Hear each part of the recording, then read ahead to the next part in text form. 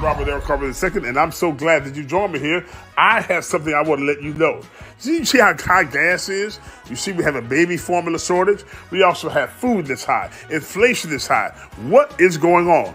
Well, things may get worse before they get better, and you need to be prepared. Go to preparewithrobert.com. Go to preparewithrobert.com. Brought to you by My Patriot Supply. Get emergency food kits right there for 2,000 plus calories a day. You're going to need that. It's brought to you by My Patriot Supply. Go to preparewithrobert.com. Don't be left behind. Be ready now. Let's go. Welcome to the Real Talk Podcast with the RNDiva. Hello and good evening. And I'm Pastor Robert. We're so glad to be with you today on our podcast. Before we get started, those of you watching us on Facebook, we need you to go ahead and give us some hearts and likes and all like that. And you can also give us some stars. That'll help the broadcast out. And then also, those all 19,400 you subscribers on YouTube, share this with somebody. We need to get up to at least 20. Come on. And all of you on Rumble, be sure to like our channel there at the TheRCTV Network and share this with somebody. It's time to get going here. Let's get in where we fit in. How's your week been, RNDiva? Rough week. I'm not even going to try to, I ain't going to shade it. Rough week. And I'm about to burst into flames. I'm going to need y'all to adjust this heat here in Florida expeditiously. We're going to talk about that today. It's kind of hot. What did Nelly say? It's getting hot in here. I can't dance. I sure can't dance. Lord. Oh, bless your heart. You can't dance? Not at all. Not at all. Oh, bless your little heart. All that little, you missed that gene? Oh. Yeah, that gene, it went past me. I think my nephew missed it too. He ain't get it. His mom can dance her butt off, but he can't dance a lick. Listen, let me tell you something. It's so bad. So when I was at Martin County High School, which at that time was predominantly white, I was very popular. I was in the band and the chorus. Don't say it. All that. But when it came down to dancing, when we be at the parties and stuff, the white boys used to make fun of me. Yeah. That's how bad it was, son.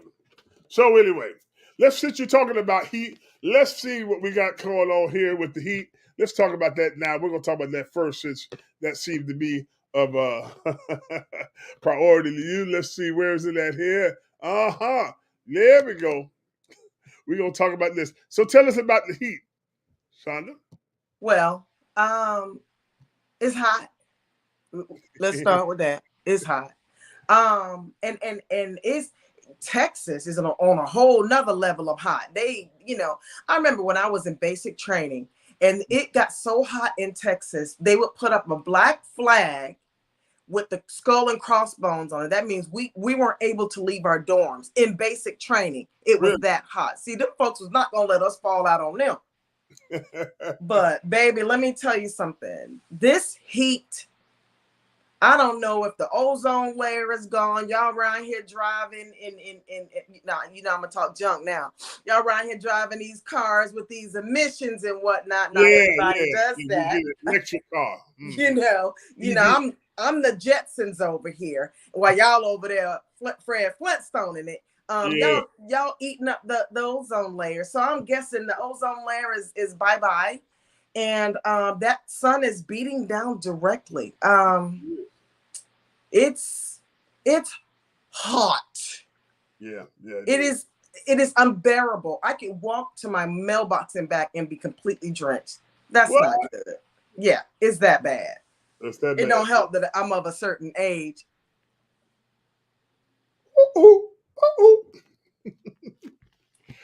Don't do it.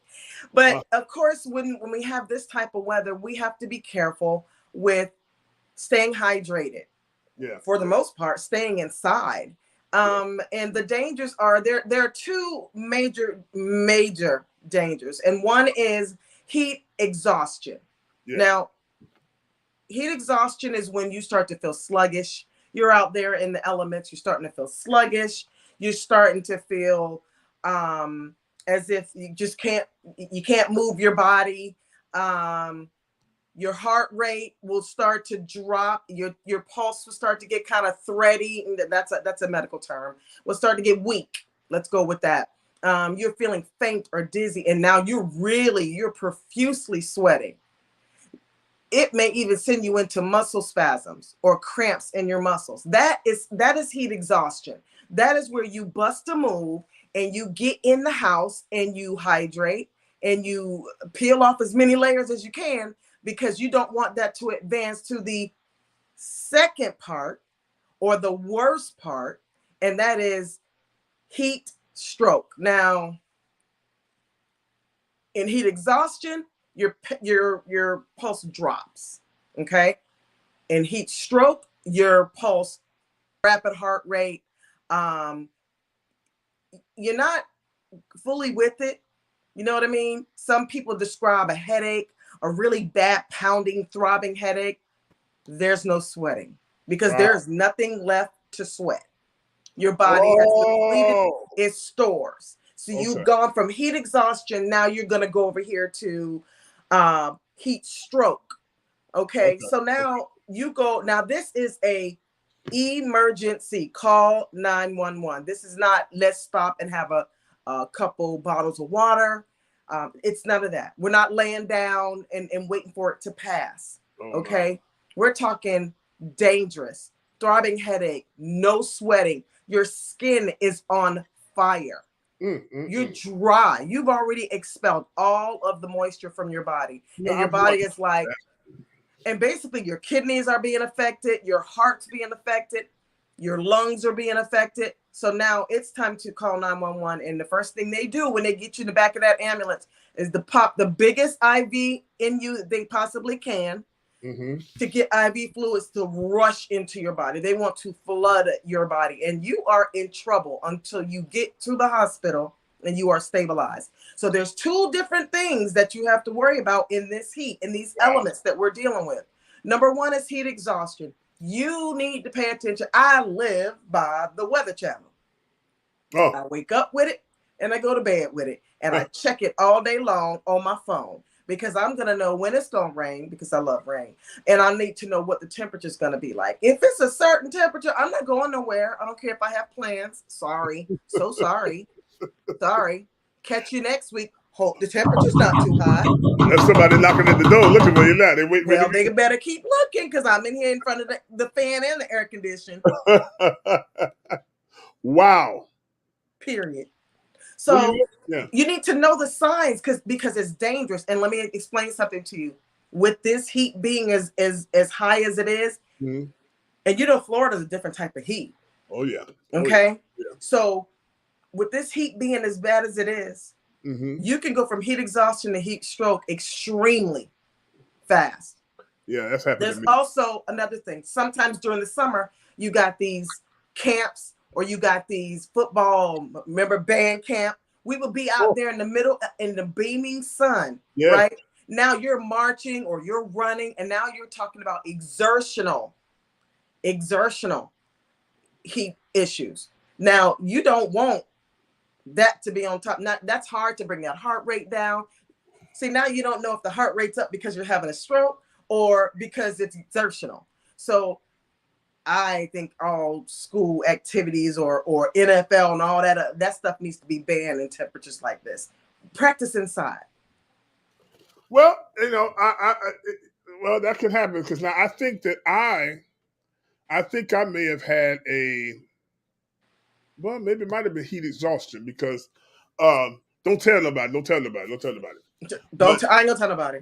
The year before last, New Year's Eve, I was at a church here in Tampa, and I didn't get the call to go to them. They needed the musician for that watch night service, and so I didn't tell them.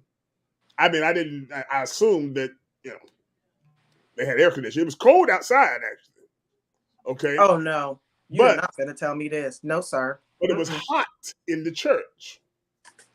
Those deacons didn't turn that air conditioner on until service was at 10 o'clock. They ain't turned it on to about 9:59. I saw them when they were took 3 of them to do it. How many deacons did it take to turn on the air conditioner? Okay. 4. So anyway, so I had on a sports coat, dress shirt, jeans, and cowboy boots. That was your first. That right there. That's your first problem right there. Well, I like my cowboy boots. I got some new ones coming. But anyway, and so I said, it's gonna be hot in here. And so before I got there like 9:45, they didn't turn it on till right before 10. By the time 10 o'clock came, I was already drenched. Then the pastor comes over to me and tells me, he said, so I'm waiting for the choir to come or somebody do something. He said, no, after deacons do devotion, you're our guest, not just our guest musician, you're our guest artist for the night. Oh, so now I had to play and sing. And they didn't have nothing for me to drink. And so I was up there. I mean, by the first song, I was like, you was getting it, huh? No, I was cutting them songs short. If you're gonna get happy, you better get happy quick. Because I was cutting them short because I was already drenched. I literally, shirt was already drenched, jacket was drenched. So I ended up having to do 4 songs throughout the service.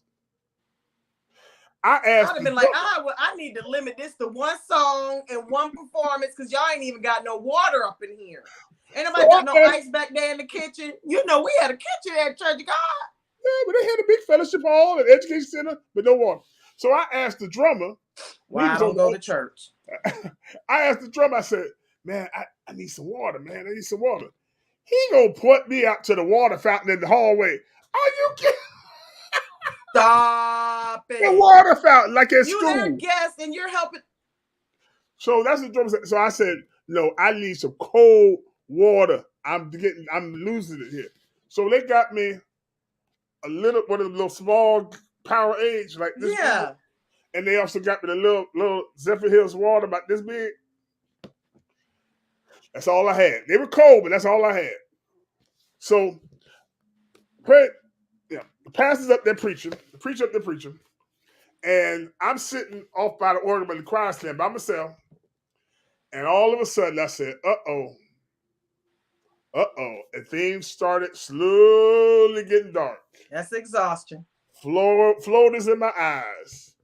And I kept trying to, but I'm in the choir stand, and so, everybody can see me behind the preacher, So I'm sitting there like, okay. And next thing I know, I'm not really sure, but next thing I know, one of the old ladies who was a nurse, she would come up, she was up there fanning. So I must have fell out a little bit of you ain't fall out a little bit, did I? It wasn't the spirit. I don't know. All I know is I did like this. Put my head and she, a Baptist church, we like to fan you. Just fan you. So she was fanning me. And they went and got me another bottle of water then. I said, they were fanning me. And I go, And so she said, you all right? I said, yeah, I think so. Now, so anyway, long story short, it was harder in the church than it was outside. Remember I told you it was cool outside. Right. If I just would have gone outside, I would have been okay. Because it was like 40 degrees outside. But the church was like an oven. And so, nonetheless, they said... Anybody open no doors? The way it was, the doors don't go directly outside because they have like a fellowship hall. And so, and the windows are sealed. So, needless to say, I haven't been back to that church. But anyway, so what ended up happening was they said, no, that's right. You need to go to the hospital. Do we need to call 911? I said, no. I think I'll be all right. I think I'll be all right. So after about 2 more minutes, the old lady she said, I'm a nurse. You're dehydrated. You need to go. So anyway, so then they came in there. So now I'm sitting up in the choir stand. So when paramedics come from Tampa General, and now they bring the stretcher in the church. Church is over now. By this time, church is over. Church is over. They bring the stretcher to the church, put me on there, take off all. I was so wet that they went to test my heart and all that. Put those It wouldn't stick. It wouldn't stick.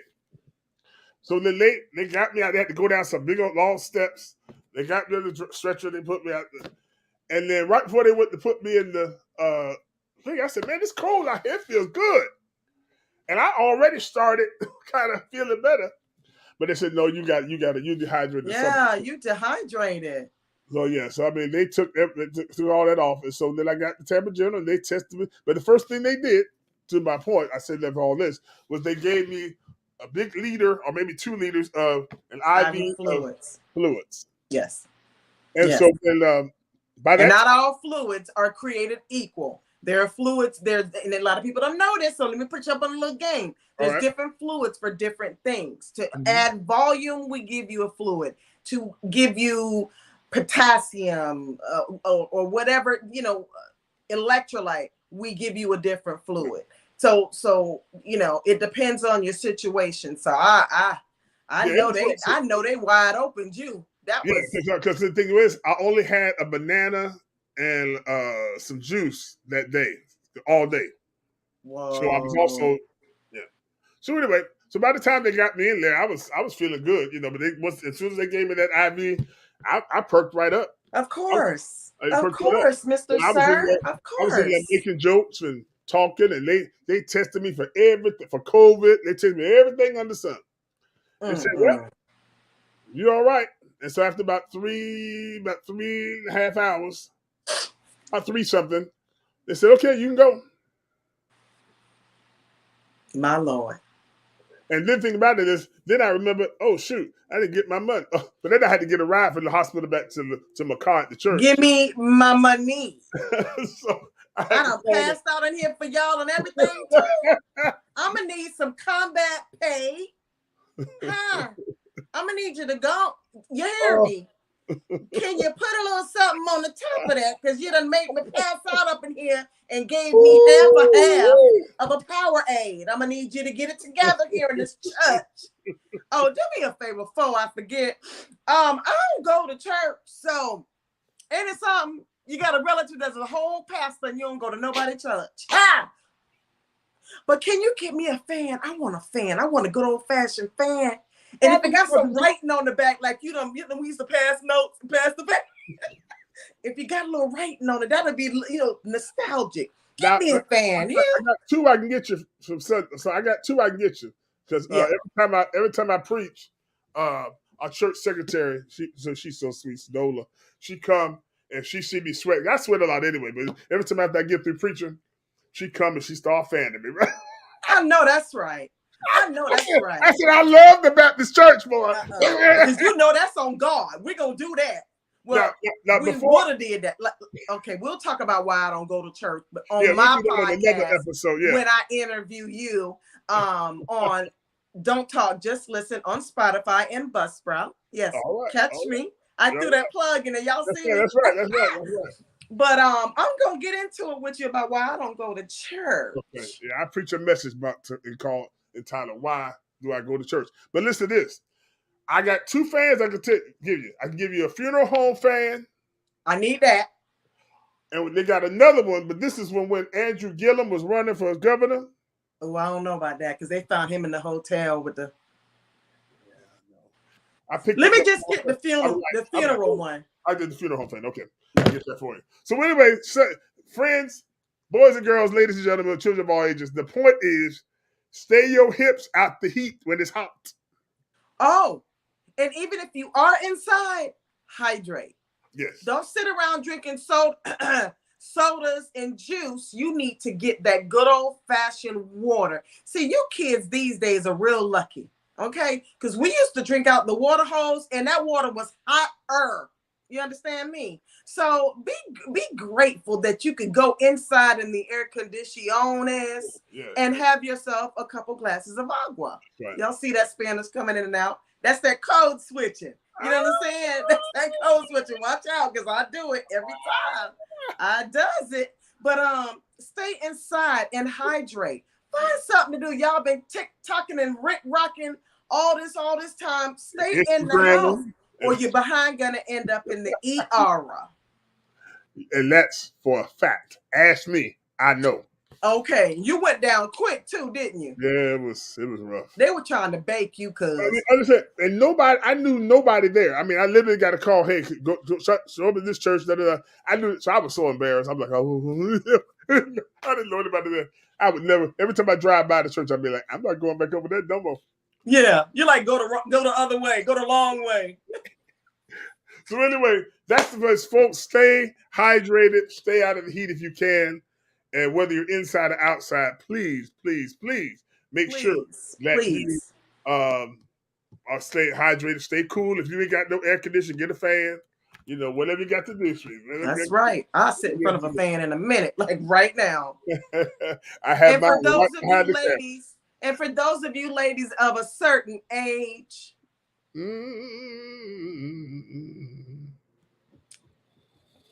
ain't gotta wear a bra. I'm giving you permission. Take the bra and sling it across the room. Okay? If you need to walk around butt booty naked, go on and do what you need to do to let the air flow. Because I promise you, it feels like I'm baking 18 turkeys and 35 hams sometimes. Bless your heart. Bless your heart. Up underneath these situations. So women of a certain age, when you start hitting the 48s and above, come hither, come closer. Take that bra and fling across the room and get you. Listen, you know, like I know you put an ice pack up under your tea trees, okay? Really? Well, ladies and gentlemen, we've learned something new tonight. Always something new. Always something with this one on point right here. Always. Oh, listen, we'll be right back in 1 minute, and then we're going to come back, and we got another good story for you to. It's a doozy. It's a doozy here. So we'll be right back in 1 minute.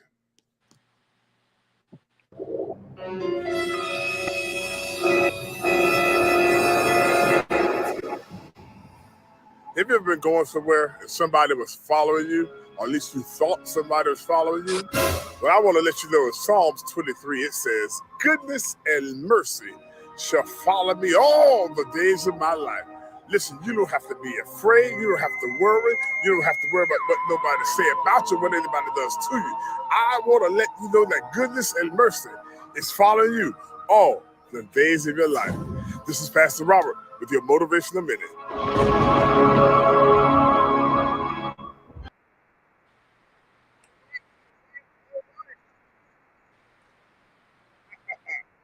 Yeah.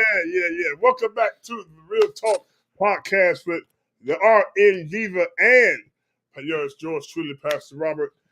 See, now you got you some Bible right there, just on that little, you got you some church right there in 60 seconds. Isn't that something? You just snuck it in on me, too. Let's go to our next story. And this one shocked me, really shocked me, because I was like, whoa, this is happening a little bit too much. And so I'll bring it on the screen and read it from CBS News. There we go. Let's put it down here. There we go.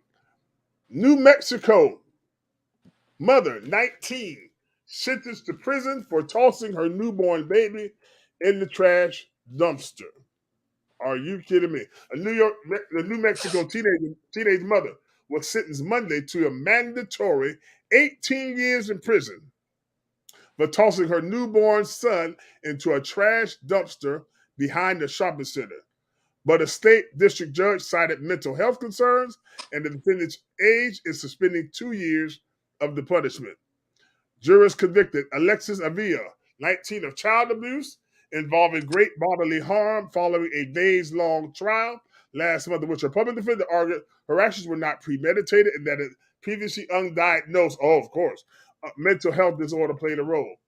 Judge William Shoebridge told Avila that had it not been for luck and the grace of God, he would have been deliberating a sentence in a murder case, as there was a high possibility the child would have died had it not been found that winter day in Hobbs near the Texas border. RNDiva, take it away. Okay, now, what's up? You said Alexis Avila? Listen, this is happening way too much. You know why? Why? Because this is a completely different story than the one I'm talking about. What? Yes. This was New Mexico as well? Yes. Yeah. They got something they got something going on in the okay. So this is the young lady where you could see it on the video. She's taken, and she has a garbage bag, and she just gets out of her car and she tosses it in the dumpster, jumps in her car, and dips. What? Now, it was found by a couple of dumpster divers who got out there, and they were able to, they heard something, and they heard like a cat. So the child was alive. So when they got in and got the bag out, they brought the bag out, you know, they dumpster dive. And so they put the bag up on top of the hood of the truck and opened it up, and lo and behold, what do we have here? A baby. But it's funny, she was sentenced to 16 years. I'm going to take you back real quick. Back to Brooke Skyler Richardson. This is a woman who was acquitted. Now, I'm going to tell you, this little girl, she was an ex-cheerleader. She knew she was pregnant. Wow. She wasn't showing very much. She was a little itty-bitty thing, but she even had her dress on for prom. You can see in the prom dress, her little prom dress, that she had a little bump. She knew she was pregnant, okay? I'm not sure if the first one, Alexis, knew if she was pregnant. I'm not sure. But this Brooke Skyler Richardson knew she was pregnant. Okay? So here she is. She's in her room, goes to the bathroom. She has this baby. She takes the baby out in the backyard. She names the baby.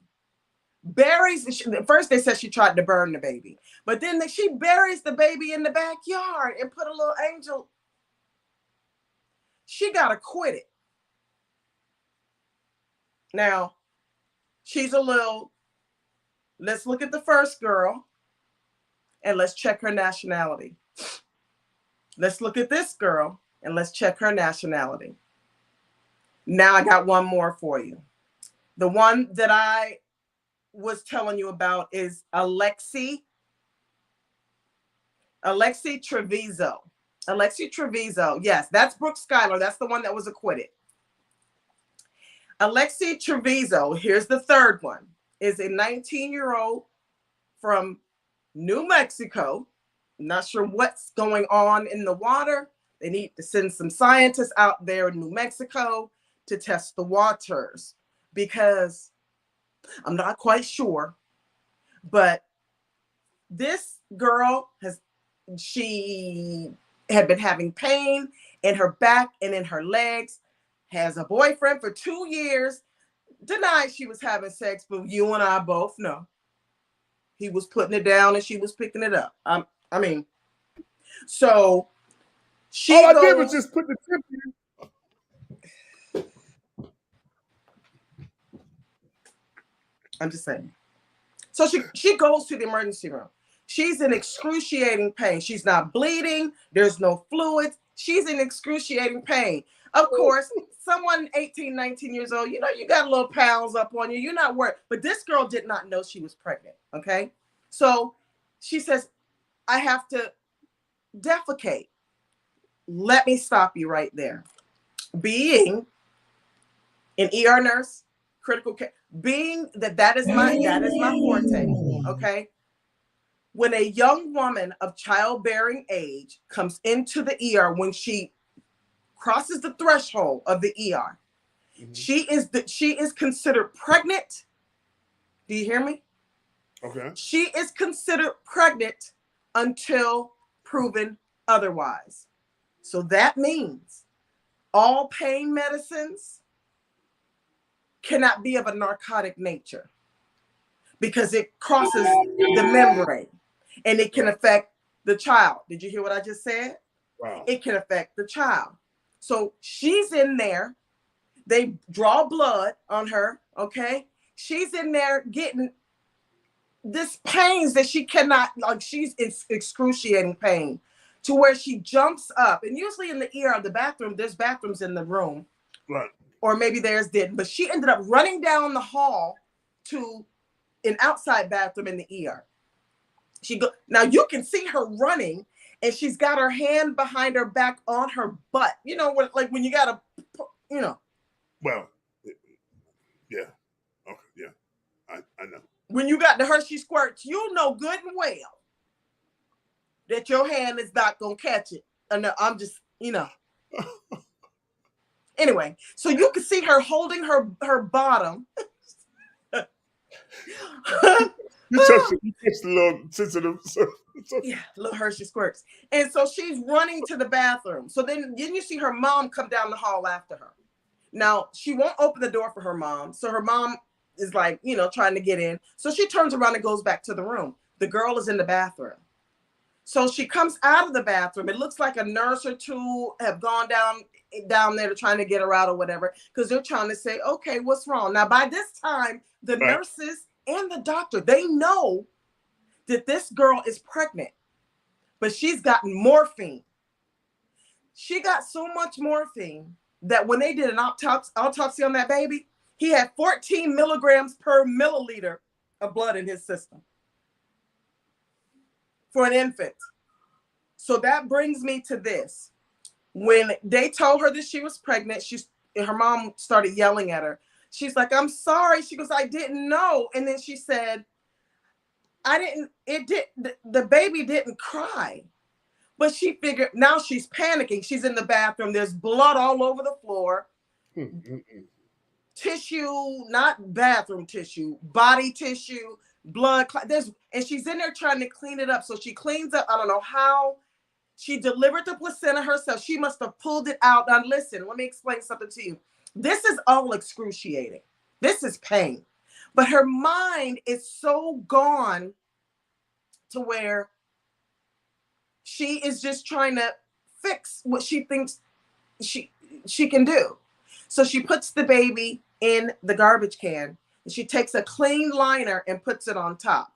She says the baby is not breathing. And I'm going to err on the side of caution and say, I don't think that child was breathing. With all that morphine in its system, I am pressed to believe that his respiratory system was depressed. So she probably didn't see him cry, hear him cry, or see him take a breath. But do you know it's 1 in 4,500 women that don't know that they're pregnant? Carry it full. This was a full-term 40-week baby. She didn't know. Her boyfriend said the night before, she was saying how bad her back pain was. And he said, well, where are you hurting? She said, everything is hurting. This girl did not know she was pregnant. I think the hospital should be on the hook. They are liable because this young lady came in, and the instant they got a line in her, they gave her IV morphine. I'll say it again.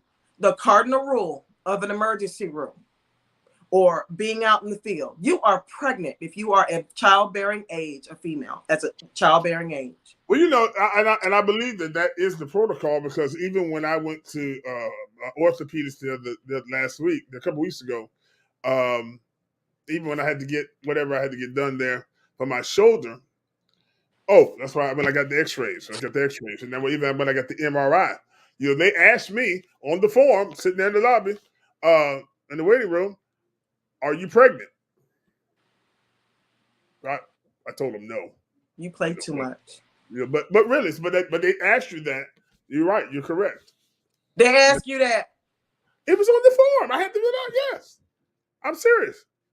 And I almost was going to be funny and say yes, just to see what they say. But anyway, so they do check for pregnancy, whether you're male or female. We all know men can have babies now. But anyway, that's another story. Okay, don't do that. Don't do that, sir. Sir, don't do that. So my thing is, the hospital's on the hook.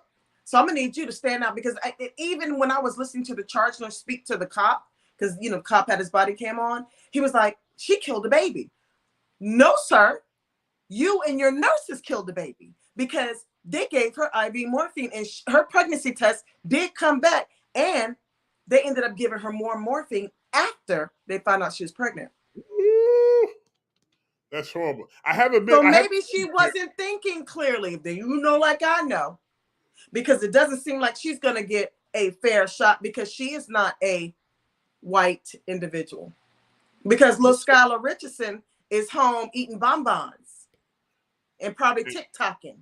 And probably working up on baby number 2. But this Alexis girl that got, she was Hispanic. Yeah. This girl's, I believe, Indian or Hispanic. Wow. Let me show you. We got this video here. I want to show this to you all. And where are we? That's not it. Hold on. There we go. Where's it at? Oh my goodness, they got a couple of these on here, but there's a TikTok video on here. So let me see here. Here it is. All right, 1 second. Around 1:40 a.m., Lexi informs the medical staff she needs to use the restroom. During this time, her mother checks on her to make sure that everything is okay. Around 1:40 a.m., Lexi informs the medical staff that she needs to use the restroom. During this time, her mother checks on her to make sure that everything is okay. 15 minutes go by before a nurse does the same, but Lexi claims that she's merely having trouble going to the bathroom. Oh, God. However, the nurse is growing suspicious of the noises she can hear from inside. It sounds as though the paper towel dispenser is being used over and over again, while the toilet is being flushed several times and the sink is continuously running. It was all very strange. After 20 minutes and no sign of Lexi, the medical team has become extremely worried and notifies her that they're going to open the door. However, the teenager beats them to it. As she walks out, no one could have expected the horror scene left behind. Unbeknownst to the doctors, something unthinkably sinister has just taken place inside that restroom. While Lexi is being checked for injuries, a housekeeper is tasked with cleaning the bloody mess left behind. And they shouldn't have done that. But the trash can seems heavier than usual. Wow. But okay, so here, let me get on the tail end of that. Like I said, when a female of childbearing age comes in, she's considered pregnant until proven otherwise. Also, if you coming in with back pain and all of a sudden you feel the need to defecate, you need to be followed to the bathroom, because I'm thinking you may very well be pregnant and you're getting ready to push. That's the feeling of getting ready to push. And that's what that young girl was feeling. So 28 minutes after that girl walked into that ER, they medicated her with IV morphine. That's the first thing. They did a blood test. They found out that she was pregnant. They medicated her after that. That's the second thing. The third thing is they allowed her to go unassisted to the bathroom, right, with a feeling of having to defecate. Now, I don't want to use another word, but right, I'm going to go with that one. Okay. So right there, in baseball, them 3 strikes, right, you're out. That's right. And when I heard that charge nurse talking just cold cash crap, talking about, she killed the baby. Sir, hey, your name is going on that incident report, because y'all did 3 things right out the gate. That was, you medicated her 28 minutes before. Was her test even back yet before you medicated her? First thing I would tell my mothers was, listen, or my ladies, listen, when your test comes back, I'll give you something for pain. I'm never going to hold nothing back from you for pain now. Yeah, but right, until then, we're going to sit here and we're going to rock until the pain go away. That they knew that girl was pregnant and still medicated her. Well, look at this. I got another video here. We're going to show. This is incredible. This is incredible. I can't believe this. I can't believe this. That they just let this go like this. Okay, here's the video here. Here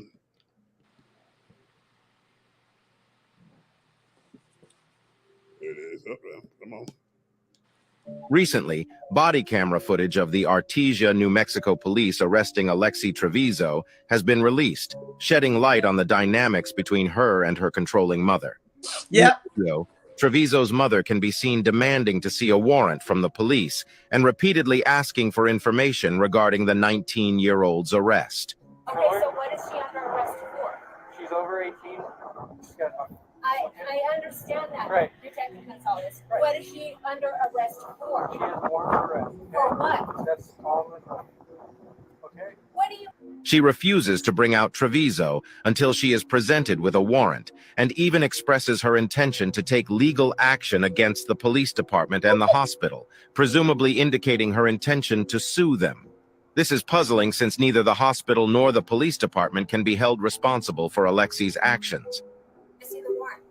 It's an arrest warrant for her. It's Okay, not a can I search see warrant the for your arrest house. warrant? I want to see the arrest warrant. And what will that prove?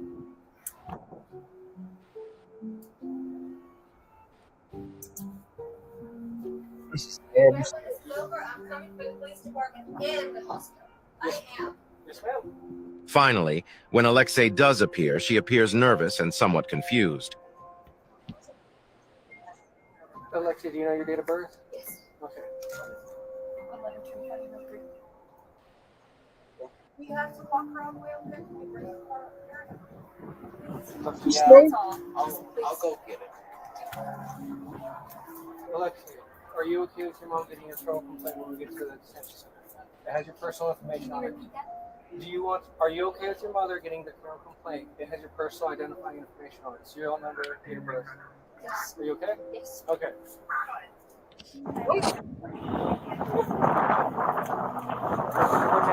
I'll be heading your way.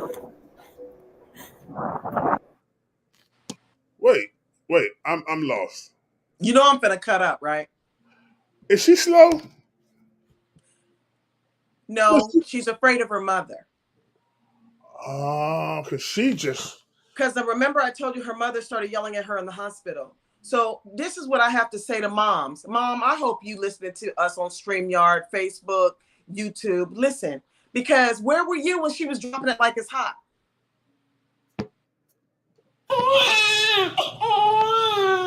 Where were you? Huh?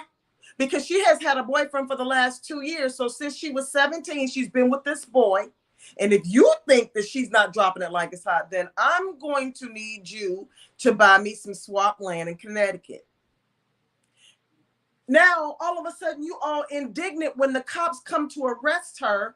Where were you when she was, did you not educate your daughter on the possibility of getting pregnant if you busting it wide open?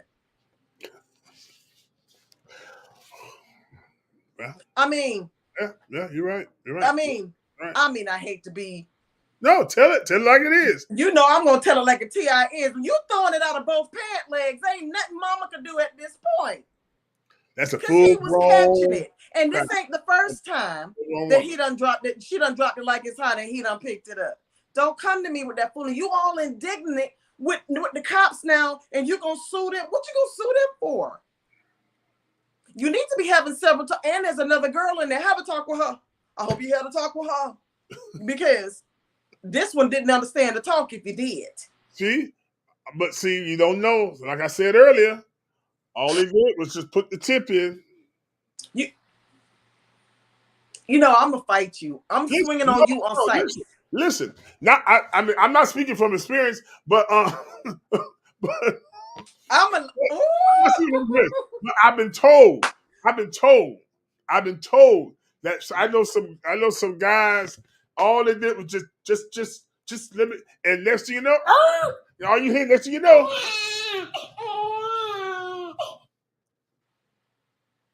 Listen, sir. No. So and this is my thing. I listened to a gentleman last night on Court TV because I live by Court TV and the Weather Channel. Thank you and good night. And he was like, "Well, why didn't she know she was having a baby?" Mr. Stupid Sir, listen. Yeah, well, that's a good question. Now that's a good question. He's like, "Well, didn't she have pains? Didn't they know she was in labor? First of all, she didn't know she was pregnant, Mr. Sir." That's the first thing. And that pain in her back are the labor pains. She was not 200 or 300 pounds when she could hide that baby. Right. So she had to know something. No, it was. Listen, you don't owe monthly. no. She miss a monthly. That's No, why I asked if she's slow. it doesn't always happen. I know. I mean, well, I mean, I heard that This one here. I mean, if this one here was a person, you know what I'm trying to say.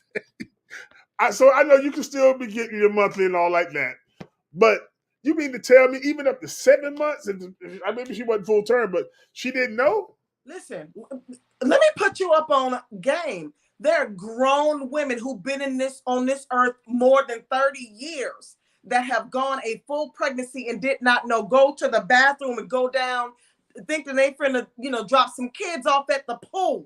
Okay. And when they look down, the baby is in the toilet. One good push, you thinking you're pooping, and the baby's in the toilet connected to the umbilical cord. Now you've been on, did you I don't know. Show?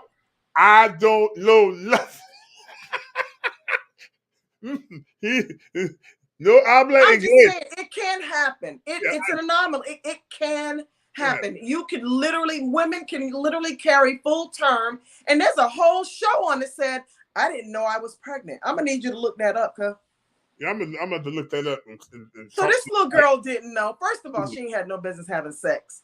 Because if you don't know the ins and outs of yeah, see, there's no excuse in 2023. Right. There should be no excuse to say oops unless you're a child. Listen, unless you're a child. I hope get the babies out the room. Get the babies out the room. The teenager. Get the babies out the room. If you running wrong, get the babies out the room. I said, if you running wrong up in these little girls out here, you better hope the only thing you get is a baby. Now, you doing that because I don't like the feeling of a condom. Sir, put that condom on because you're going to be around here with body parts falling off if you don't. Sir, put it on. Put on two.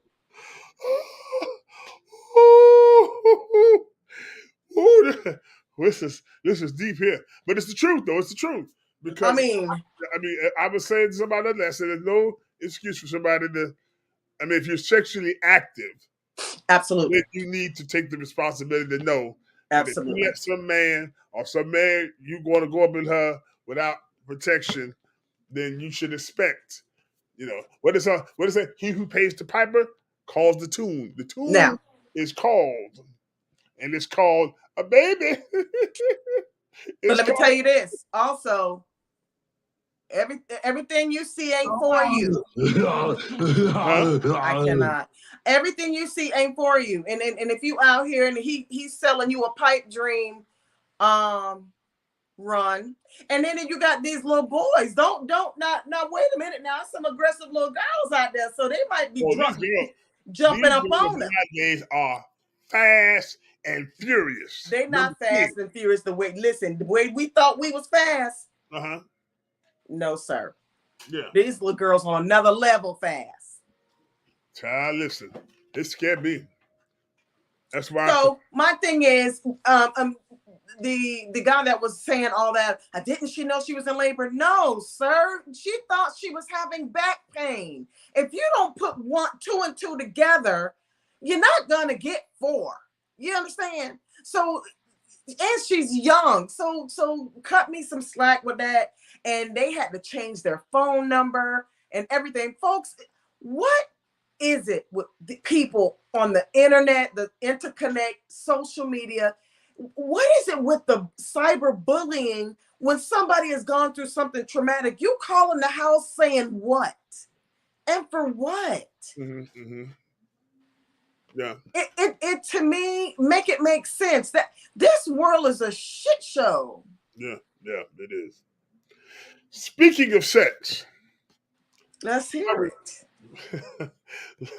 Now I'm really going to just really blow your mind on this story right here. Ladies and gentlemen, well, don't look at the picture there. That's Dylan Mulvaney. He has they have blonde hair now. But let's go to the actual story. Let's read that together, shall we? Priest involved in sexting nun scandal. Lawyers up, refuses to cooperate with church investigation. I let that sit for a moment. Sir, I got my hand raised.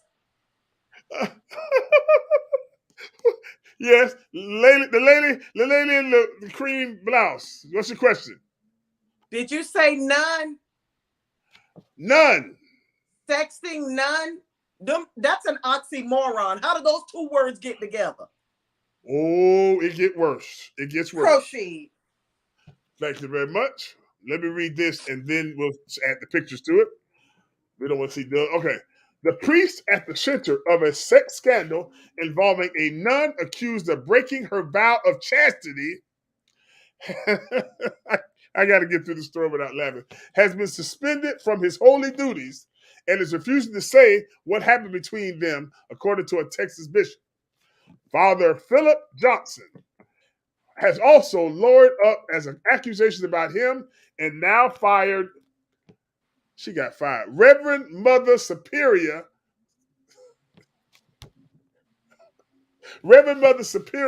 Teresa Agnes Gerlich, 43, Swirl. He would neither confirm or deny his involvement, revealed Fort Worth Bishop Michael Olson in a video to address the growing scandal of the church members. There he is right there. The superior informed me that the priest, that must be the nun, the superior. Well, they're like black folks with all these titles. The superior informed me that the priest, on the advice of his own canonical council, refused to participate in the investigation. Olson answered. Oh, add it. It gets worse. Hold your seat. Hold your seat. Okay.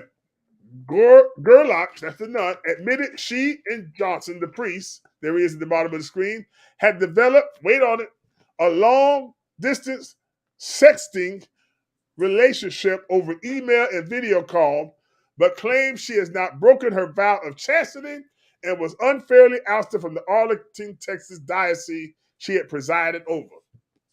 That's why she was the superior mother and nun. So she was over the whole diocese.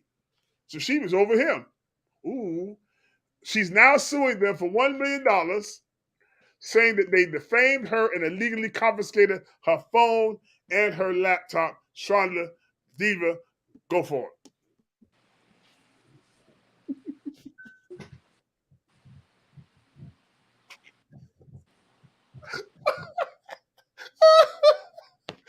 Oh! Oh!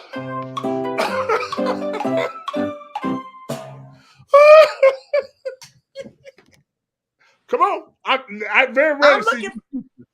I'm looking for Ashton Kutcher because somebody is punking me. Stop playing with my emotions, sir.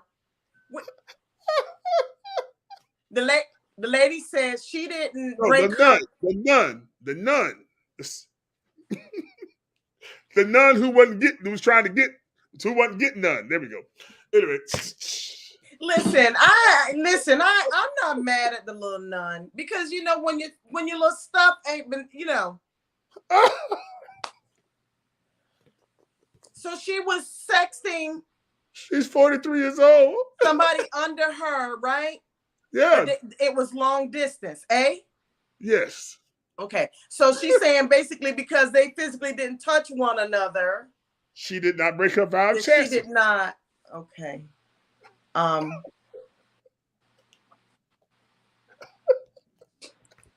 gonna take.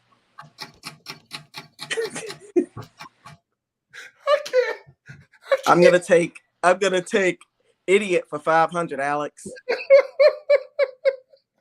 Come on, bruh. Come on with it.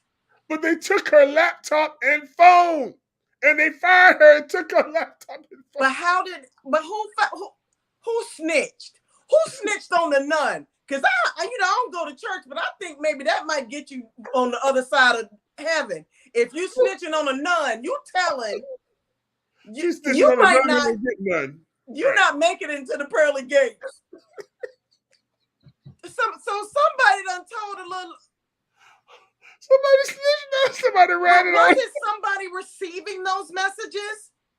So it was going back and forth. Did homie Slice, you know, What? did he lose his spot? No, he's been not fired. He's just not performing, doing his priestly duties right now while the investigation is going on. But they got rid of her quick, fast, in a hurry. Isn't that something? Alex, I'm gonna take. Well, at least he's not touching little boys for 1,000. Wait, there's more. No. No. Yes. I'm fixing to. We get ready to end this podcast right now. Everybody, share this with somebody. Get some people on the line. YouTube, share it. Rumble, share it. Facebook, share it. I'm about to blow your mind. You ready for this? Ready? Well, watch this. I'm gonna scroll down. Before becoming a priest, Johnson was in the Navy. Okay, so he's a Navy boy. Okay, I'm getting ready to scroll up. You see him there, Shonda? You see him? I'm not ready. You ready? Because Okay. of course they're gonna put the picture of the man, the priest, but we want to see the nun. Who ain't getting none. Okay?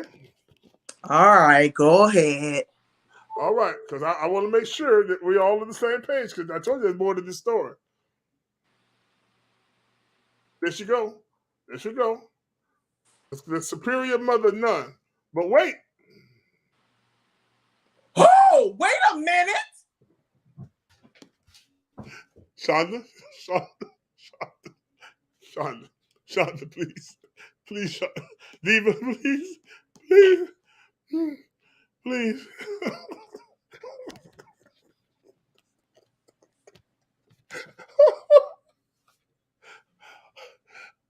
For those of you listening on Spotify, I can't see the picture. The Queen Superior Mother, the nun that was fired, laptop and phone taken for sexting with the priest, is a 43-year-old woman. Oh God! She's 43. She's 43, and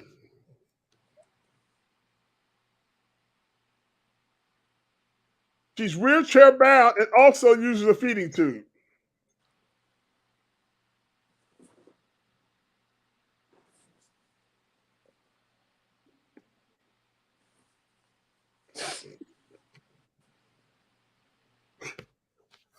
I got the wait. Look, Sean. Look, Sean. I got the. Listen. I'm gonna have to pray to Mary, Joseph, Jesus. Wow. Okay, so I'm gonna tell you how this went down. Now I know. I'm about to tell you how this went down. Are you ready? He got a feeding tube. So bruh that was receiving the messages, he was on the messages. He was like, yes, okay. Because listen, when you got all that going on, you got a little time on your hands. You might know how to get freaky. You know what I'm saying? And use the right words. So she was probably shooting game left and right at bruh. Brooke messed around and somebody said, oh, this is Sister Mother, whatever. And when he saw Sister Mother, he was offended. And he told on the lady. I think he told on the lady. You think he told on her? I think when he realized that she wasn't some, you know what I'm saying? He wasn't like, she was the superior mother. No, that's what he said. Hey. She wasn't the superior mother. She was a superior mother, not a hot mama. And she 43? That woman looked like she's not a day under 67. What is her name?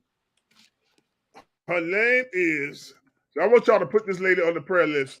You need to pray for the mother, superior mother. Her name is Reverend Mother Superior Teresa Agnes Gerlach.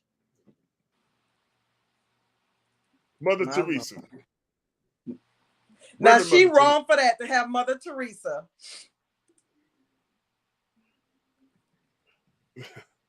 Lord Jesus. So look at this. In a message to the Post, the Diocese of Raleigh, North Carolina, because I didn't tell you where he was, right? Who, the guy? The priest? Oh, maybe. Okay. He's in So Raleigh, North Carolina. Was it an exchange? He's in Raleigh, North Carolina. She's in Arlington, Texas. Huh? You can't hear me? Can you hear me? I can hear you. Yeah. I hear you now. Okay. But okay, so he's in Raleigh. Saying, he's in Raleigh, North Carolina. She's in Arlington, Texas. And they put her out. They fired her. She's refusing to cooperate. Oh, I'll be your private dancer, Gina. Hey, hold on. If you know like I know, your mama is in that handicap equipped car and she on her way to Arlington, Texas. We're going to have another part of this story. Because somebody, listen, she finna go off on somebody. She going to lay hands. She wants to touch what she been texting. Yeah, she go, I'm going to lay hands on you. Listen. It says he told him the priest is currently suspended. Father Johnson is not currently exercising public ministry. His priestly faculties were restricted by the bishop as a precautionary measure until more clarity regarding his status can be ascertained. Olson said that when the Fort Worth Diocese reached out to the priest superiors as a part of the investigation, they were also shut down. Johnson, the priest's miraculous journey, saw him rise to become a Navy officer before being diagnosed with a brain tumor in 2008, when doctors said which doctors said would claim his life within a year. However, he turned to religion. He got some good religion for a little while, then he lost it, I guess. And miraculously, and with the help of so many prayers, he persevered. And in 2017, was assigned to the Raleigh Diocese in North Carolina since 2017. Gerlach, the nun, the Queen Mother, has also suffered from health problems and is wheelchair-bound and uses a feeding tube. Okay, so my bad. So she going to Raleigh. She in that van going to Raleigh right now. You hear me? And bruh done went and got saved from the brain tumor, and now he got to deal with he don't want to disclose what was good. Sir, have you got good religion? Certainly, Lord. Have you got? Oh my God! I can't believe it. Listen, if I were him, I wouldn't cooperate. I wouldn't tell them the details of nothing. Now look at this. In an explosive 40-minute audio recording played in court Tuesday as a part of the defamation suit, the nun admitted to sexting with Johnson. In the audio recording played in court, the nun admitted he and I were writing often to each other, and we just got very close, and that's when it happened. She admitted sending emails to Johnson that then indicated that just twice, only 2 times, on the phone, they had committed an unspecified sexual sin on video chat. Go ahead, Shonda. Take it away. That was phone sex. I don't care how you word it. They had phone sex times 2. But listen, this the gag right here. What is that? Listen. She was just happy that she had somebody to go back and forth with her. Right. And dude is hoping and praying nobody released those records, because once he gonna think he had a brain tumor. You know what I'm saying? He don't have by the time he finished, sir. Listen, there is nothing worse than a woman scorned. Even if it's a woman with a feeding tube in a wheelchair, she gonna get him. Well, she already scorned, so she mad anyway. You know what I'm saying? Because she got a situation. She's 43 years old and she looked like she in her 60s. And she done lived 43 years old and lived a life full of chastity. And now this man done messed it up. She gonna do 2 things: knock him over the head, and she might just go ahead and say, "Well, they done already fired me, so I might as well go in and get married. Break this chastity. Well, I don't know. I mean, what you got to do? Do you have to? Do you got to call Jesus or God? Do you got to call somebody when you decide that you Well, what you do? Do you call Jesus afterwards and say, Jesus, I'm so sorry. You knew what was going on and I just got caught. You're asking the wrong person. You're asking the wrong person. I've been told.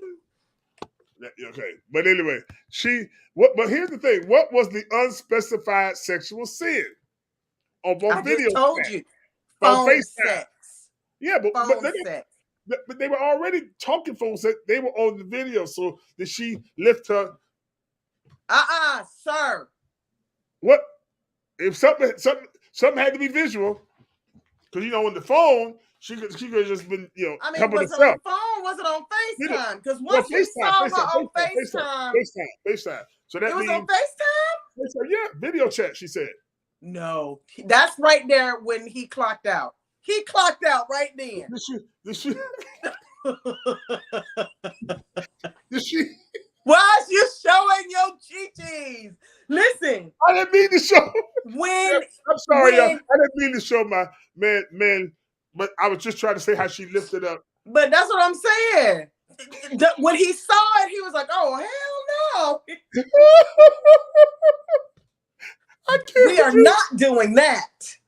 But I guess she's kind of pretty. She's kind of pretty. Yeah, she's kind of pretty. If you squinch real like this, if you squinch. She's kind of pretty. If you squinch and then, let's go back to it. Let me see. Let's look at it because I got to tell you the rest of the story. Wait up. Yeah, if you squinch like this and then you turn the light out, that's a beautiful woman. Well, I'm just real upset at the fact that she got on some sandals with some socks. So well, she got to her feet get cold. Take them sandals off. There ain't no need for them sandals. Put on some tennis shoes or something. But there's more. No, please. She said, I was not in my right mind when this happened. I would never do anything like this. I'm a nun. Then you fall, she said on the tape. However, she maintained it was all over the phone. So he did not come down here. Her lawyers have also said she was under the influence of fentanyl and other heavy medications when the interview took place as a part of her defense. That's the Fort Worth bishop there. He is dealing with bitterly divided parishioners over the scandal, including some who want him removed. Oh, they just put everybody out. They sound like Baptists right there. Listen. However, during the cross-examination in court, Olsen, the bishop, was asked how he could tell Gurlich had violated her vow, to which he replied, look, it's her own admission that she did. I can't much greater authority than her own admission. The vicar of the general of the diocese of Fort Worth, Father Jonathan Charles Wallace, also testified in the hearing saying that he had known the nun since 2007 and she had told him she had broken her vow in December 22, adding her words were, well, why are they piling on her? He also testified that the nun's full-time caregiver, oh Lord Jesus, have mercy. Somebody snitching. The full-time caregiver and fellow nun, Sister Frances Therese, had referred to her as a whore. Oh, Lord!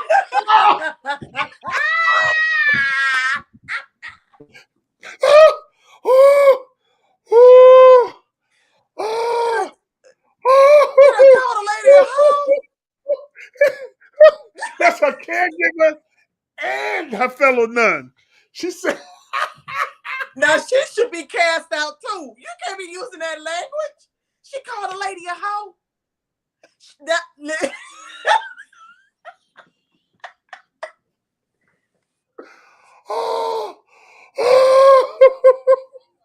Ladies and gentlemen, I have heard it all. I have heard it all. I am done. One nun called the other nun a hoe. Oh, my Savior, Jesus, that Son of David. Oh, Lord. So now we know who snitched. Her caretaker. Her caretaker is a hater. That means she's in a wheelchair and she got a feeding tube. She needs assistance pretty much with everything. She's a hater. That's why she told. She was jealous. She was jealous. She was jealous of the hoe. Oh my God, Lord. And that's a special type of hoe right there. When you a nun hoe, you's a nun hoe. You're doing real well when you become the nun hoe. You doing it so good that the lady who take care of you, that's a nun, is calling you a hoe. Huh? She must have been spitting straight game on that doggone phone. You know what I mean? I done heard it all. I have heard it all. We got one nun against the nun versus none. Caretaker nun versus the whole nun. Boy, them nuns probably there fighting. I'll lock this wheelchair. Okay, I'll push you out this way. You know what? I cannot. No, sir. We're not doing this today. The caretaker probably threatened her. I'll pull this feeding tube off and then see what you're going to do. Look, you won't eat today. You need to go on a fast. Stop. Now, I'm not feeding into your foolishness.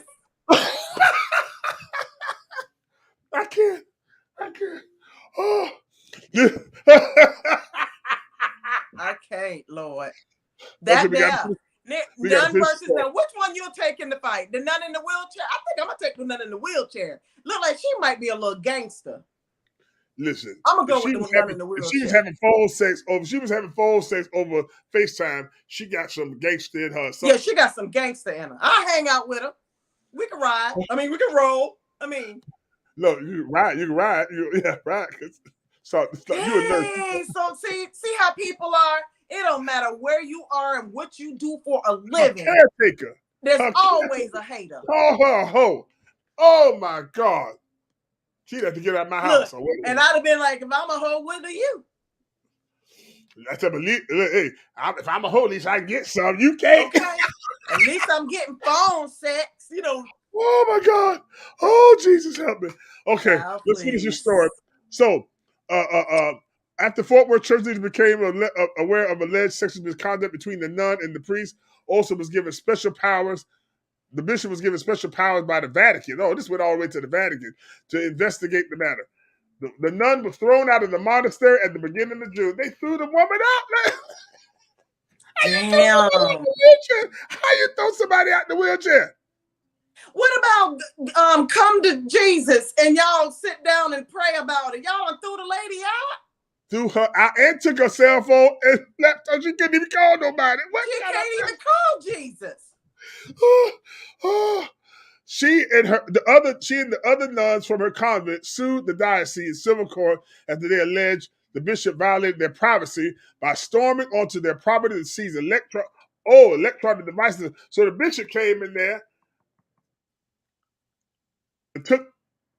No, man. That's what it is. He came in there. He done bogarted his way up in there and got the phones and electronic devices. Yeah. And you know what I'm saying? No. Listen, she can't even get Jesus on the main line. She Tell can't her what even you want. Jesus. And she can't get on her knees. Right. And he called the Vatican on her. Hold that point right there, though. Hold that point right there. Because see, now, here's what I'm talking about. All right, ready for this? The bishop said, this is a church matter, this is a pastoral matter, this is a spiritual matter. Others have attempted to draw me into addressing the matter in the inappropriate venues of civil court and also both the social media and mainstream media. I will not do so. Now, here's what gets me. Let's finish this thing right here. And I'm getting ready to cut up. See, because he had to call the Vatican to get special powers to do what he had to do.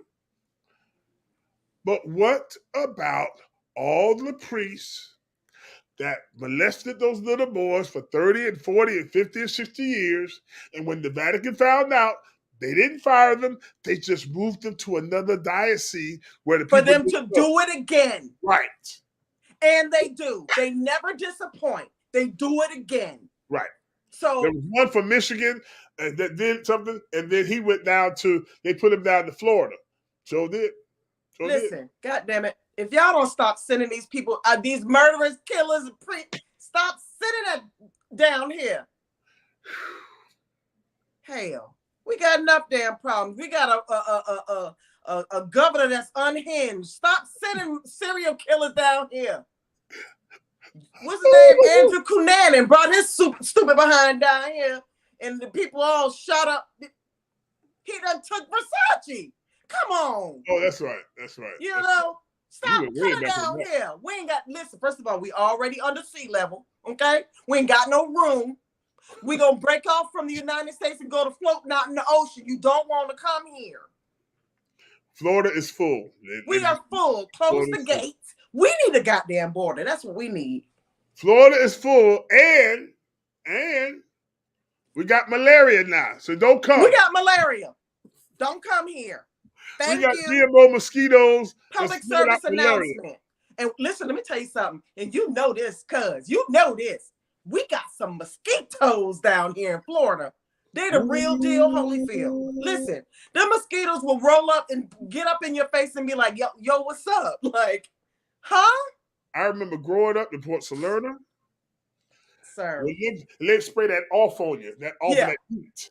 Yeah. And you had those little coil things you would do. And the pick.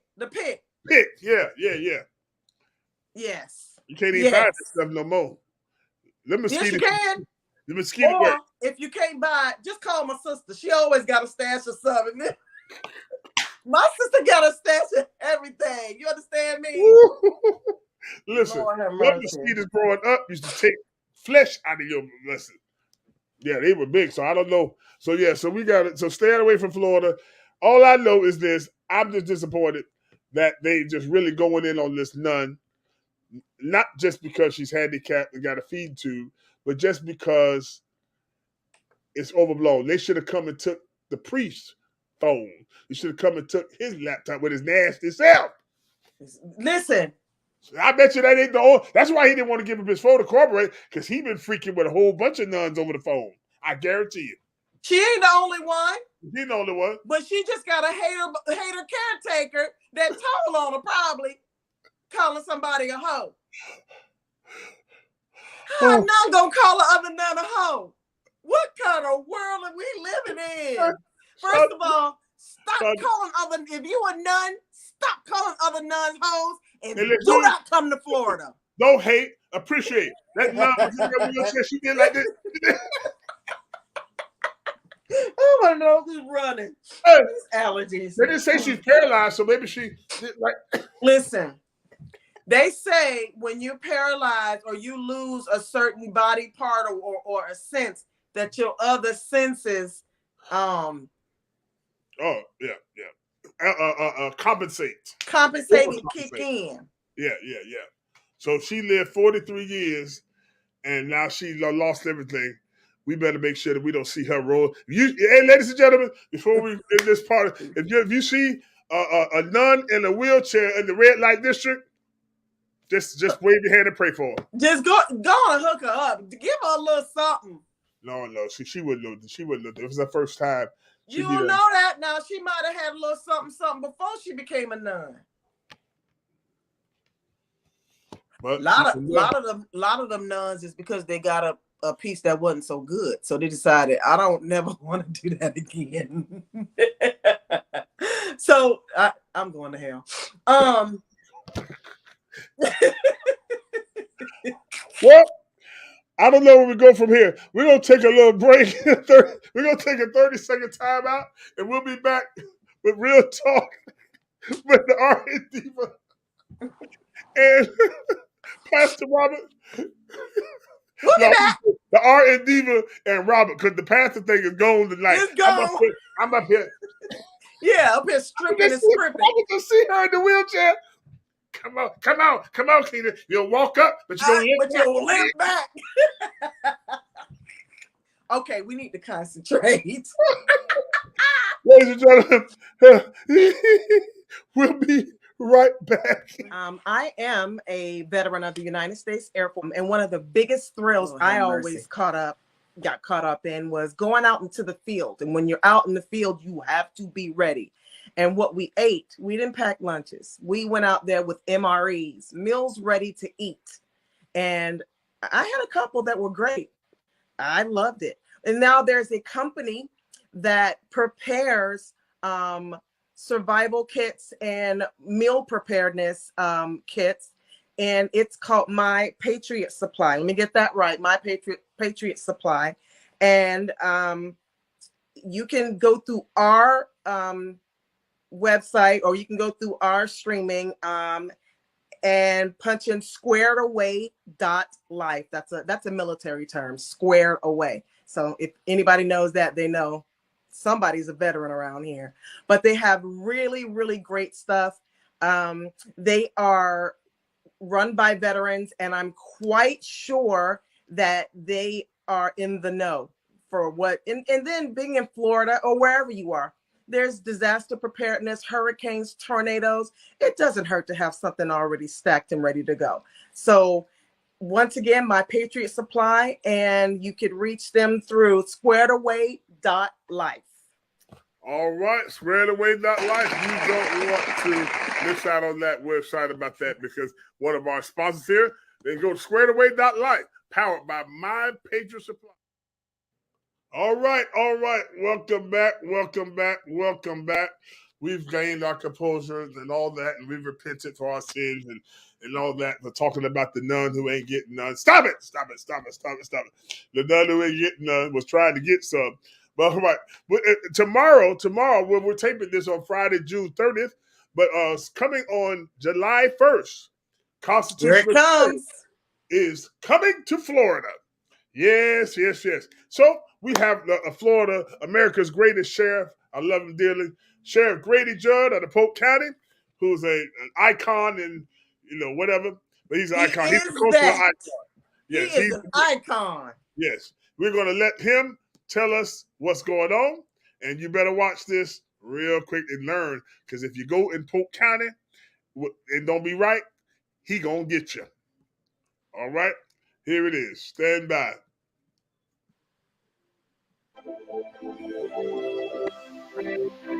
Hello, I'm Sheriff Grady Judd. As many of you know, Florida lawmakers passed a law this year that authorizes most adults to carry concealed weapons and firearms without a government permit. The law was signed by Governor DeSantis, and it becomes effective July the 1st. There's some eligibility requirements and rules that you need to know. Permitless carriers must have valid identification with them at all times, and they must produce the identification upon demand by a law enforcement officer. This is very important for you to remember. Your firearm must be concealed at all times. Permitless carry does not mean open carry. Open carry is still against the law in Florida. The only time you may open carry in Florida is if you are actively engaged in fishing, camping, hunting, or target shooting, or if you're traveling to or from those activities. So who can carry concealed? The rules really have not changed. They're the same as the ones for those who currently have a concealed carry permit. And those are outlined in Florida State Statute 790.06. You must be a U.S. citizen or a permanent resident alien who is 21 years of age or older, and you can't have a felony conviction. There are other disqualifying conditions as described in Florida Statute 790.23, such as you can't be a habitual drunk or drug addict, you can't have been committed to a mental health institution, you can't have been found guilty of a drug crime within a 3-year period, and there are a lot of other rules. Please go to the Frequently Asked Questions tab on our website, polksheriff.org, for more detailed information about who can and can't carry with or without a permit. There are also places where you can't go when you're carrying a concealed firearm. Again, these are the same places that exist in current Florida law, Chapter 790.06 to be specific. You may not carry a firearm anywhere that a private business or property owner has prohibited that.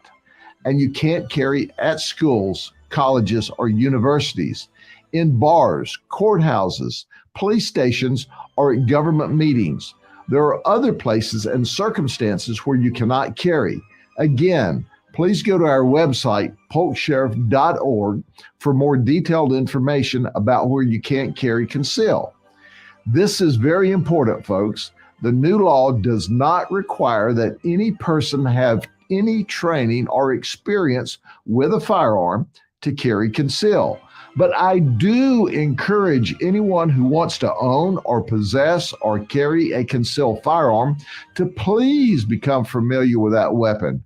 Learn how to safely handle it and fire it. I'm a huge supporter of the Second Amendment, and I encourage anyone who legally can have a firearm and is comfortable handling it and using it to get one to protect yourself and your family. But good firearms training is a must. And if you don't understand the law, you can easily find yourself charged with a crime. And we never want that to occur. You must learn Florida law regarding the use of a firearm, including Florida's Stand Your Ground law and the Castle Doctrine. Remember, the only thing that stops a bad guy with a gun is a good guy with a gun. In Florida, we have lots and lots of good guys, but there's still some bad guys too. And here's something else that's very important. Keep your guns secure wherever they are. Don't let some dirtbag thief steal your firearm. Don't leave it in a car or truck overnight. Keep your guns locked up. The last thing you need is a felon committing a crime with your gun. So remember, if you carry concealed in Florida, always have a valid ID with you. Don't carry your firearm openly. Make sure you're legally eligible, and learn where you can and can't carry your firearm. And please do me a favor. Don't shoot anyone that you don't have to shoot. You know what I'm saying? Stay safe out there. And as always, thank you for your support of the hardworking men and women in law enforcement. See you soon.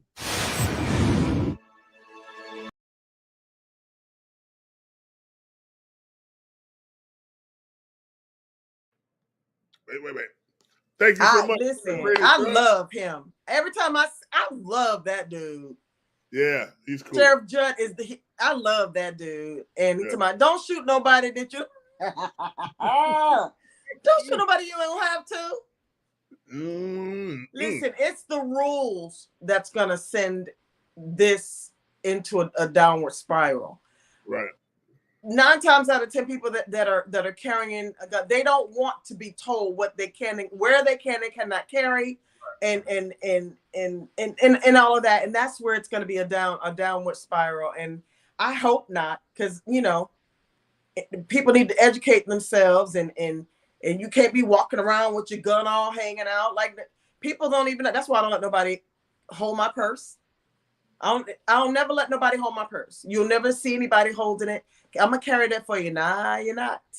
So, or when I have it on, you can tell sometimes, depends on what I have on. If I have on a big old bulky sweatshirt, you don't know that I'm carrying, because I'm following the rules. Right. So we're gonna see how this is gonna play out. Well, I follow the rules too, and I'm gonna just leave it at that. And I'm not gonna carry it to church. We had that discussion in the last podcast. Let's go to our next story. This is hot off the press here. There we go. Oh, boy. The Supreme Court of the United States strikes down college affirmative action programs. Well, I think everybody knows what's going on, but I'll just read a little bit. This is from NBC News. The Supreme Court on Thursday struck down affirmative action programs at the University of North Carolina and Harvard in a major victory for conservative activists into the systematic consideration of race in the admissions process. The court ruled that both programs violate the Equal Protection Clause of the Constitution and are therefore unlawful. The vote was 6-3 in the USC case and 6-2 in the Harvard case, in which liberal Justice Ketanji Brown Jackson was recused because that was her alma mater. The decision was hailed by prominent conservatives who say the Constitution should be colorblind, with former President Donald Trump calling it a great day for America. Liberals, however, condemned the ruling, saying affirmative action is a key tool for remedying historic race discrimination. RNDiva, take it away. Well. They finally got to it, huh? Listen, I'm gonna say this. I don't need affirmative action. I don't. It should go without saying that everybody should be treated the absolute same. I don't want you to know that I'm Black when I'm applying. Right. You know how many times I've had people on the phone say to me, "Oh, I didn't know you were Black." Well, wait a minute. What do you mean you didn't know? So I don't care about affirmative action. I think that it should be across the board. Everybody is put on the same level playing field. So I'm gonna have to say I don't want to ever in life agree with the former orange dude. So let's not say that I'm agreeing with him. No, I don't want none of that. Orange man bad. You know what I'm saying? He a grown up Oompa Loompa. That's what he is. Now that's my favorite movie. I'm gonna bring that back. Let me walk that back. Okay. So yeah, how do you feel about that? How do you feel about affirmative action? Well, you would ask me that. Well, here's my thing. I think that it was good for some that maybe needed it, or maybe some institutions or some jobs. However, I'm gonna say it like this: for Blacks, because I can talk about Black folk because I'm Black. I've been Black I've been Black all my life. Yep. Ain't I? Yeah, I know. Isn't that something? Hey, you know. But one thing about it is, a lot of times these governmental type programs and everything, they end up being, we end up becoming a crutch, an excuse. Because I can say this: two things. Black folks don't need affirmative action.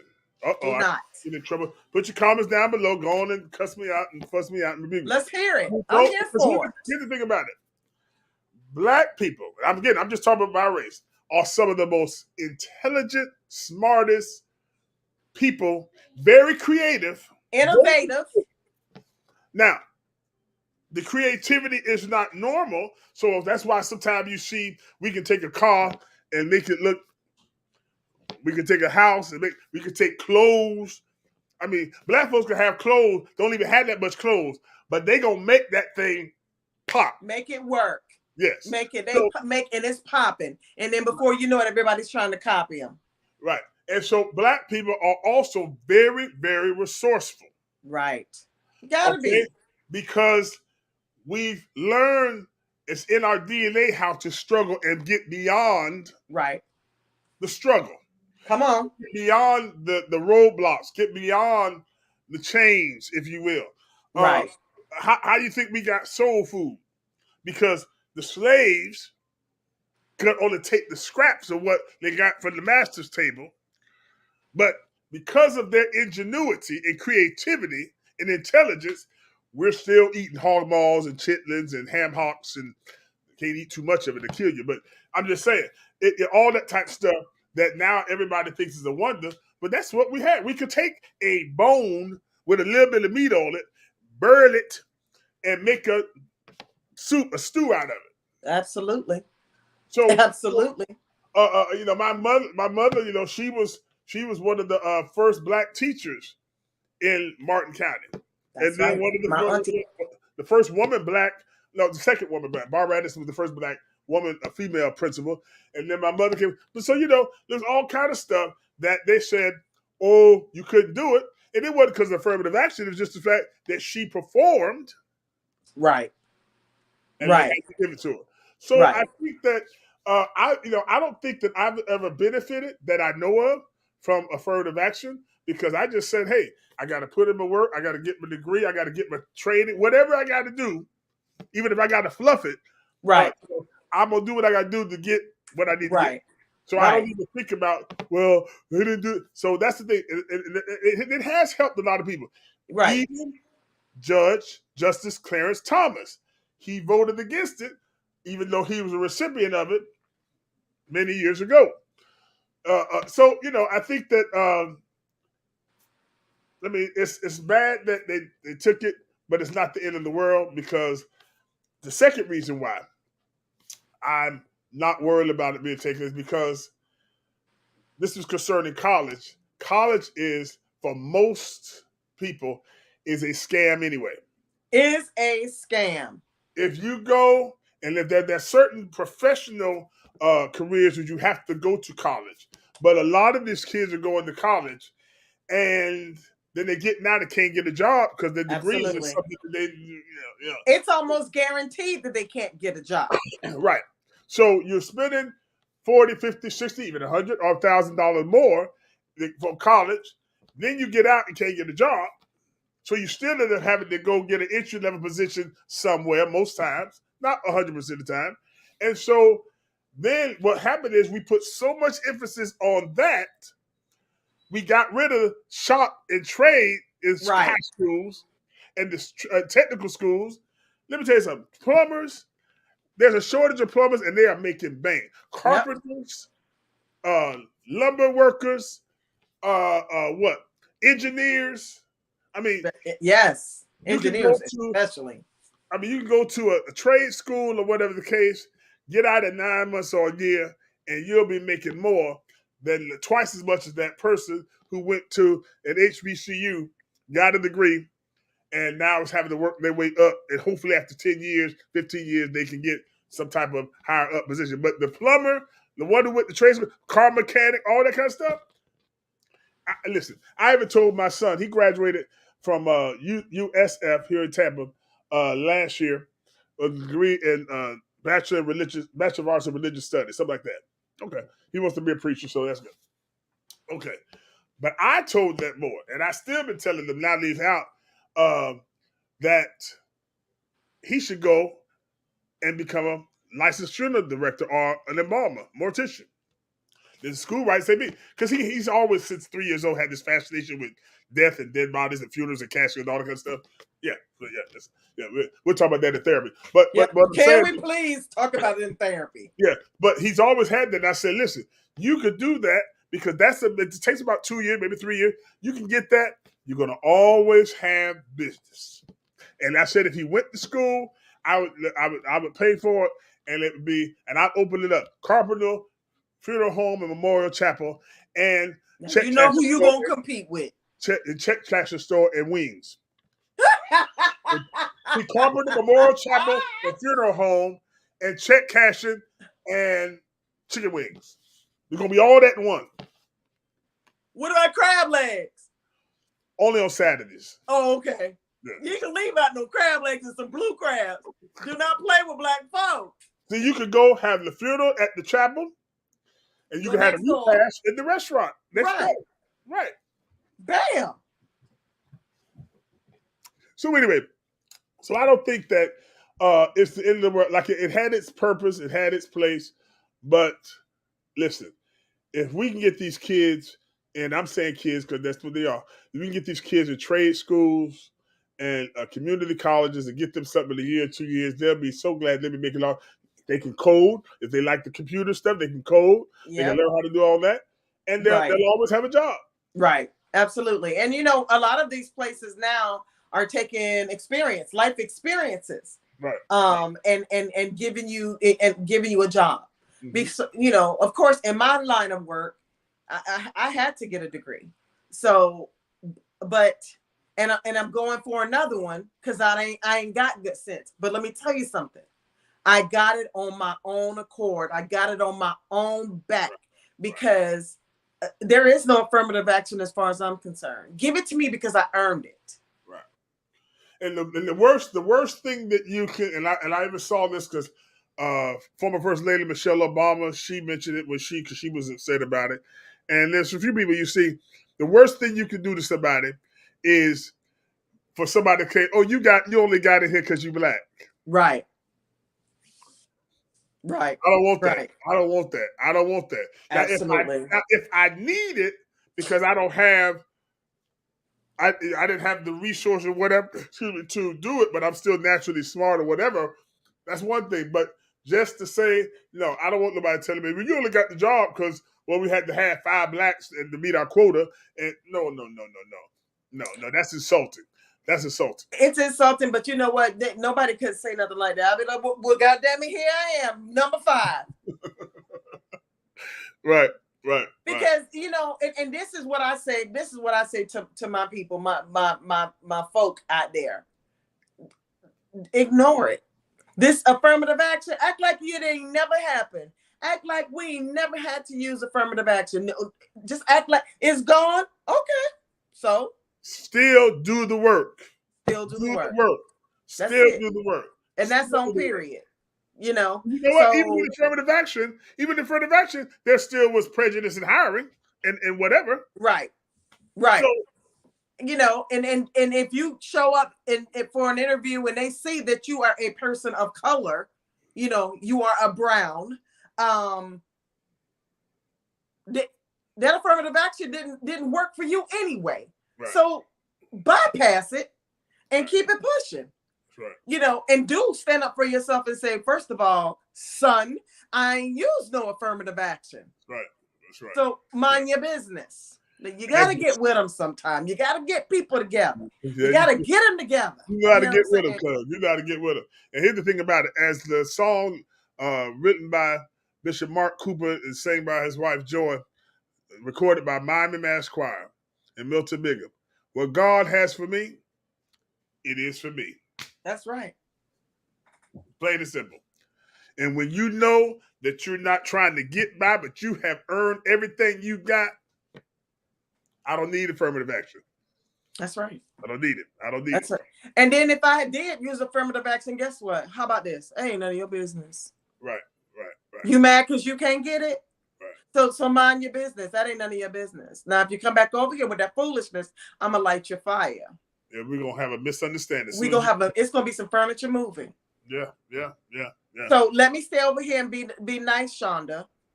Nice RNDiva. Whatever you want me to be, just let me be. Mm-hmm.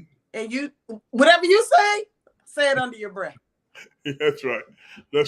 Ladies and gentlemen, we thank you so much for joining us here for the Real Talk podcast with the RNDiva and Pastor Robert. I'm Pastor Robert, and that's my cousin, the RNDiva. We're so glad that you spent time with us here on this podcast. Be sure to give us some ratings there on Spotify and share this with somebody, these podcast episodes with somebody.